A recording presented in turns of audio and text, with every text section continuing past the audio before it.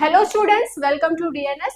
आज हम लोग सिलेबस को डिस्कस करेंगे फोर्थ सेमेस्टर के कि फोर्थ सेमेस्टर के अंदर क्या सिलेबस है, किस तरीके से आपको कौन से यूनिट्स जो है वो पढ़ने हैं, उसके अंदर क्या टॉपिक्स हैं। आई होप आप सभी का थर्ड सेमेस्टर का जो एग्जाम है वो बहुत अच्छा गया होगा। तो चलिए अब स्टार्ट करते हैं हम लोग फोर्थ सेमेस्टर के सिलेबस को। तो इसके अंदर आपको जो पढ़ना है, सबसे पहले इसमें तो हमें ये चीज तो पता है कि यूनिट जो है 8 यूनिट्स को हमें डिस्कस करने हैं, ठीक है। तो यूनिट 8 यूनिट जो है वो आपके एग्जाम में आएंगे। और यूनिट नंबर अगर फर्स्ट की बात करें तो यूनिट नंबर फर्स्ट में आपको पढ़ना है प्रिंसिपल ऑफ जीन मैनिपुलेशन के बारे में। मतलब जीन्स क्या होते हैं, रिकॉम्बिनेंट डीएनए टेक्नोलॉजी क्या होता है, इसमें रिस्ट्रिक्शन एंजाइम्स किस तरीके से इन्वॉल्व होते हैं, इनका क्या सिग्निफिकेंस है, इनका क्या इंपॉर्टेंस है, इनका क्या एप्लीकेशन है, ये सारी चीजें आपको पढ़नी है। तो यूनिट नंबर 1 में रिकॉम्बिनेंट डीएनए टेक्नोलॉजी क्या है, ठीक है, वो क्या है, इसके बारे में क्या क्या चीजें हैं, ये सारी चीजें आपको पढ़नी है। उसके बाद selection and identification of recombinant cells किस तरीके से होता है ये पढ़ना है। रिस्ट्रिक्शन एंजाइम्स क्या होते हैं, इनके टाइप्स क्या होते हैं, इन रिस्ट्रिक्शन एंजाइम्स के क्या कैरेक्टरिस्टिक्स होते हैं, इन्हें आपको पढ़ना है। डीएनए मॉडिफाइंग जो एंजाइम्स हैं वो क्या है, क्लोनिंग वेक्टर्स, बहुत इंपॉर्टेंट टॉपिक। क्लोनिंग वेक्टर्स क्या होते हैं, लाइगेशन क्या है, जीन ट्रांसफर टेक्निक्स जो है, या जो जीन ट्रांसफर की जो टेक्निक्स है किस तरीके से की जाती है, किस तरीके से ये हेल्पफुल होता है, कहाँ पे एप्लीकेशन होता है, ये सारी चीजें आपको पढ़नी है। उसके बाद जीन थेरेपी क्या है ये आपको पढ़ना है। यूनिट नंबर 2 की अगर हम लोग बात करें तो एप्लीकेशन को पढ़ना है कि जो जेनेटिक इंजीनियरिंग है उसका क्या एप्लीकेशन है। मतलब जो सिंगल सेल प्रोटीन्स होते हैं जिन्हें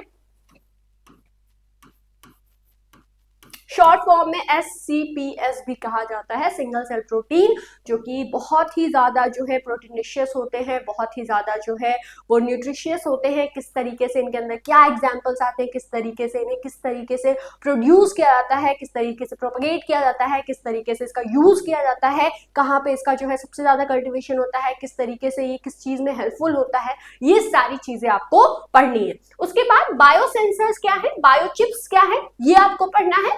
crop and life stock improvement क्या होता है, किस तरीके से इसके अंदर क्या टेक्निक्स यूज किए जाते हैं, इन चीजों को पढ़ना है। डेवलपमेंट ऑफ ट्रांसजेनेसिस जो कि बहुत इंपॉर्टेंट टॉपिक है, ये आपको पढ़ना है। Development of DNA drugs and vaccines, किस तरीके से ड्रग्स का जो डेवलपमेंट है, वैक्सीन्स का डेवलपमेंट है, ये किस तरीके से होता है, कौन से टेस्ट परफॉर्म किए जाते हैं, किस तरीके से सारी चीजें होती हैं, ये सारी चीजें आपको पढ़नी है। उसके बाद अब हम लोग डिस्कस करेंगे यूनिट नंबर 3। यूनिट नंबर 3 के अंदर आपको डीएनए डायग्नोसिस जो है ये सब चीजें पढ़नी है।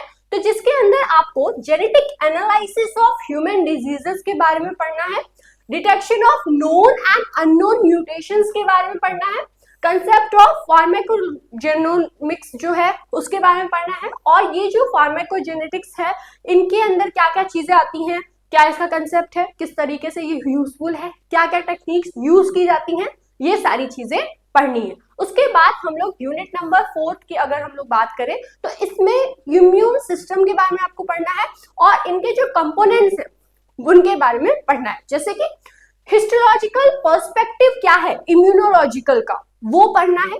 इनेट और एडेप्टिव जो इम्यूनिटी है वो क्या होती है, जैसे हम लोग जानते हैं ना कि जो इम्यूनिटी भी है वो 2 तरह की होती है, एक जो है वो इनेट होती है, दूसरी जो है एडेप्टिव होती है।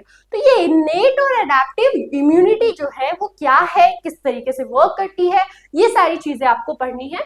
क्लोनल सिलेक्शन क्या है, कंप्लीमेंट जो सिस्टम है वो क्या है, उसके साथ ही साथ में structure and function of different classes of immunoglobulins, इनके बारे में पढ़ना है। और हाइपर सेंसिटिविटी क्या होती है इसके बारे में पढ़ना है। उसके बाद जो ह्यूमरल इम्यूनिटी है वो क्या है, सेल मीडिएटेड इम्यूनिटी है वो क्या है, इनके बारे में पढ़ना है, बहुत डिटेल में पढ़ना है इसके बारे में। और HLA कॉम्प्लेक्स क्या है, इसका ऑर्गेनाइजेशन क्या है, class 1, class 2 and HLA molecules क्या होते हैं, इनके बारे में आपको पढ़ना है। तो ये यूनिट नंबर 4 में अगर आप देखें तो इम्यूनोलॉजी के जो भी कंसेप्ट्स हैं उन्हें आपको डिस्कस करना है।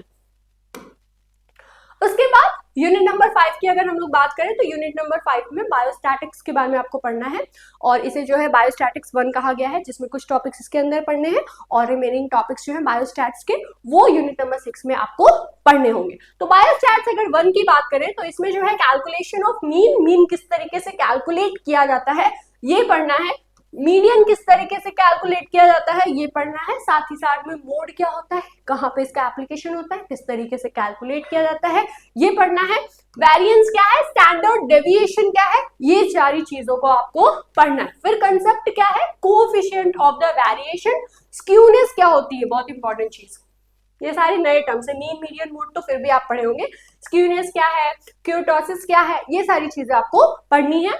Elementary idea of probability and application, ये पढ़ना है, प्रोबेबिलिटी बहुत इंपॉर्टेंट चीज की ये प्रोबेबिलिटी की जो इवेंट है वो किस तरीके से होगा, ठीक है, तो ये सारी चीजें हमें पढ़नी है यूनिट नंबर 5 के अंदर। यूनिट नंबर 6 में बायोस्टैट्स के कौन कौन से टॉपिक्स पढ़ने हैं, जिसे बायोस्टैट्स सेकंड भी कहा जा रहा है। तो डाटा समराइजेशन किस तरीके से होता है, डाटा समराइजिंग, फ्रीक्वेंसी डिस्ट्रीब्यूशन क्या होता है, किस तरीके से किया जाता है, ग्राफिकल प्रेजेंटेशन क्या होता है, पाई डायग्राम क्या होता है, हिस्टोग्राम क्या होता है, तो test of significance 1 and 2 sample test क्या होता है, टी टेस्ट क्या होता है, काई स्क्वायर टेस्ट क्या होता है, ये सारी चीजों को आपको पढ़ना है इसके अंदर।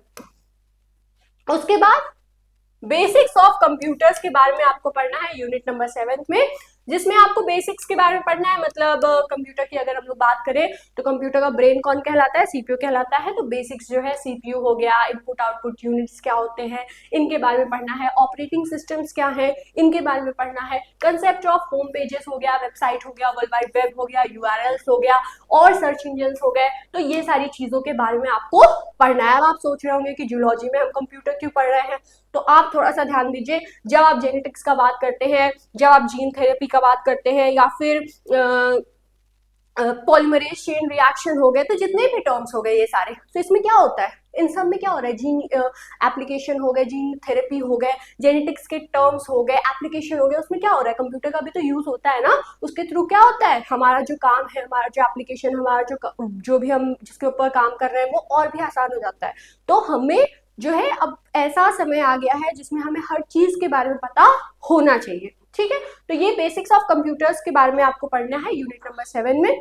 अब उसके बाद यूनिट नंबर 8 में बायो इन्फॉर्मेटिक्स क्या होता है उसके बारे में पढ़ना है, मतलब जो डाटाबेसेस होते हैं जैसे कि न्यूक्लिक एसिड क्या है, जीनोम्स क्या है, प्रोटीन सीक्वेंसेस क्या होते हैं, स्ट्रक्चर क्या होता है, बिब्लियोग्राफी क्या होती है, सीक्वेंस एनालिसिस क्या है जिसे होमोलॉजी भी कहते हैं, अब जो पेयर वाइज हो गया या फिर मल्टीपल जो सीक्वेंस है, एलिमेंट्स और ब्लास्ट, ये सारी चीजों के बारे में पढ़ना है। साथ ही साथ में आपको फाइलोजेनेटिक जो एनालिसिस होती है उसके बारे में पढ़ना है, मतलब जो जेनेटिक्स से रिलेटेड टर्म्स है उनके बारे में आपको इसके अंदर पढ़ना है। आई होप आपको जो सिलेबस है वो समझ में आ गया होगा, आप स्क्रीनशॉट ले लीजिए या फिर अगर आप लिख रहे हैं कहीं तो आप लिख भी सकते हैं। तो हम लोग जितने भी यूनिट्स थे उन्हें हम लोग डिस्कस कर लिए हैं, हमारा जो नवोदय बैच है वो लॉन्च हो गया है, तो आप इसे ज्वाइन कर सकते हैं, ये आपके लिए हेल्पफुल रहेगा बहुत ज़्यादा। विद इन 3 मंथ्स जो आपका कोर्स है वो कंप्लीट हो जाएगा, इसके साथ ही साथ में आपको जो है जो भी डाउट वगैरह है वो भी आपके सॉल्व होंगे, तो ये सारी चीज़ें हैं, ये सारी चीज़ें आपके लिए हेल्पफुल रहेंगी। तो thanks for watching this video, मिलते हैं हम लोग नेक्स्ट वीडियो में एक नए टॉपिक को उसमें हम लोग डिस्कस करेंगे। Thanks for watching this video.